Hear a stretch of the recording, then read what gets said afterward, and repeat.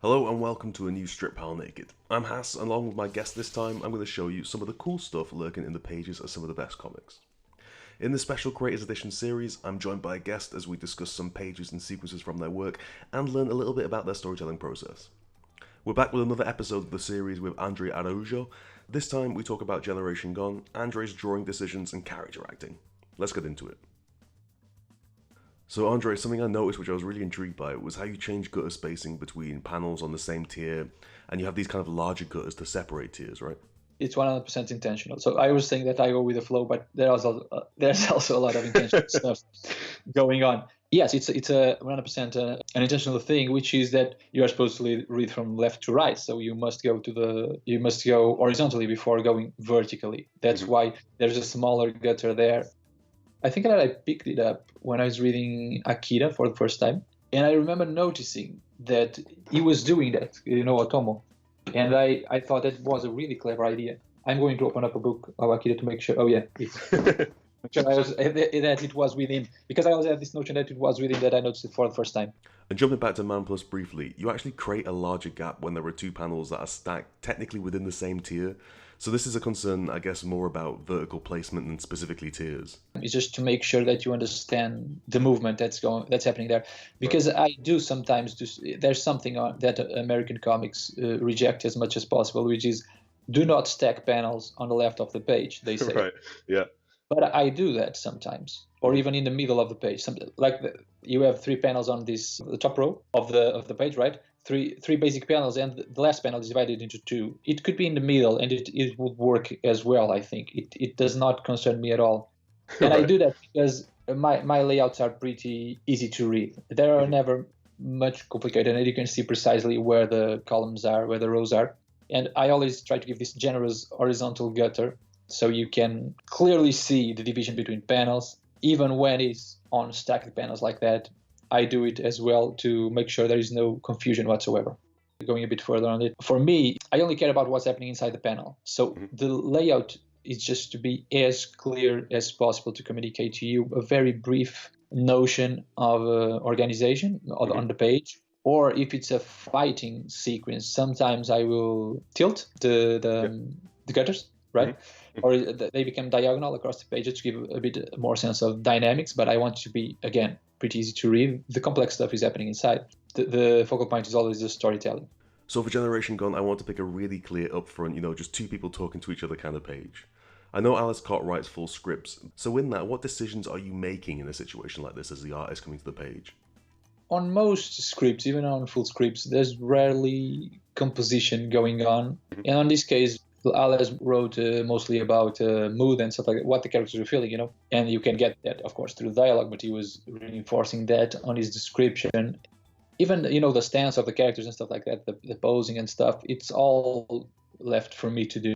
So when I get a script that is a full script like that, and I'm working on layouts, I have full freedom to do my own thing inside the panel, and even sometimes to rearrange sequences, to add a panel, take a panel, whatever it may be. I feel free to do that because I only suggest it when I think that story needs it. Brian Bendis, he describes scripts really in a cool way, which is I'm telling you a story so you can tell someone else's story. Right. And that's perfect because that's what it is. And if someone is telling me a story in a full script and it works, if I think it doesn't work, I will change it as much as possible until it works. I would, of course, always talk to the person and show them the stuff and the editor and stuff like that, saying, listen, I think that this can work better with this, and that. And they will do the same thing after they see my layouts, of course. It's a two-way process. We are all focused on telling a good story, and that's it. I'm not, I'm never chasing images to look good or anything like that. So, right. Yeah, because, sometimes you might feel tempted to do that, but I'm always concerned with the story. I picked this page because the storytelling is, I think, really wonderful here. There's the balance of this general who seems like he should be in charge and then realizes over the course of the conversation that he really isn't in charge. And you track that through the acting, from that in-your-face first panel to the complete shift by the very end. What's your process for understanding the physicality and understanding how these characters should really act in this scene? When I'm reading the script, I can see it kind of playing out in my head. It's a bit abstract when I'm reading it still. Yep. It's like, but you can feel it, feeling it, the scene, how it progresses and what's going on. Of course, it's filtered to my own way of seeing things and what I think that people would do in this situation, obviously, which is a good thing about comics, is that I'm not directing someone that I will hope will do, an actor that I will hope will do exactly what I want him to do, but I'm doing exactly what I want to do. And over here, yeah, you are precisely correct when you describe the scene. It's exactly that I wanted to come across. In the first page, you have the general in your face. He's standing right on top of you, leaning on a desk. You don't get that right away, but as you can see the page immediately, you can see the panel beneath panel 4. You see that he's on with his hands on the desk, so you get that sense right away. He's invading the space of this other person, and then you can see him coming a little bit back, and the other character getting more and more confident, and the conversation goes on, and he takes a more dominant role and ends up really owning the scene. And there's this mirroring too, right, between the first and final panel, which represents that kind of power swap visually. Is this something you figure out in your layouts that comes to you at that point, or is it something that comes to you from sitting down to draw the pages? When do you understand this kind of idea of visual mirroring, or kind of how you would frame these sequences? Yeah, sure. It's when I'm doing layouts is really when I go from that abstract sense of the scene where because I say abstract because I see the characters acting out, but I don't see the camera angles immediately. Sometimes I do, sometimes I don't. And I see them, I basically see camera angles on major hooking scenes. And I remember specifically this first panel, I knew that I had to do a panel with him just almost coming out of the page. What I do first is that I read the script once to get a sense of the story, then I read the script again and I start noting drawings of the layout of the page. Like it has one large panel on top, then two, then a couple of panels beneath it. And then I pick that up and I draw that on my iPad or something like that. And then I draw inside what it will be. Because I know when I'm reading the page how large I will need a panel to be. And as some panels, I don't know what will happen inside them, so I just go with the sequence that I've been putting before. The trick is to have a hook image that you can get to that sets you for that specific scene, and then the others will play and riff on that. Who writes like that with a key image always? It's Jonathan Hickman. I remember because it was my first professional gig was with him writing. He had a script that was ready, that was in need of an artist. I remember that he writes on script usually like 5 panels per page because he wants the artist to have one image so he can hook the reader on. One thing that we didn't talk about last time as well is I love these little pick marks and these little scratches and dots that kind of muddy up and add texture to the backgrounds. Is this searching for texture, contouring, or is it something else entirely? It's texture, exactly. Right. Well, usually when you look at a wall or a building or stuff like that, we have textures of cement or wood or steel or whatever it may be. And I always find more interesting when I'm drawing decrepit stuff, that new stuff. Right. Because, very clean stuff, you just do a couple of lines and you have with 4 or 5 lines, you have an entire room drawn. And I prefer to have a bit more detail to just give the page a bit more of the texture. And that, because I have a very clean line work in terms of it's not very messy. There are other artists, like I can think of, for example, Sean Gordon Murphy, and he uses a lot of texture and even fingerprints and stuff like that.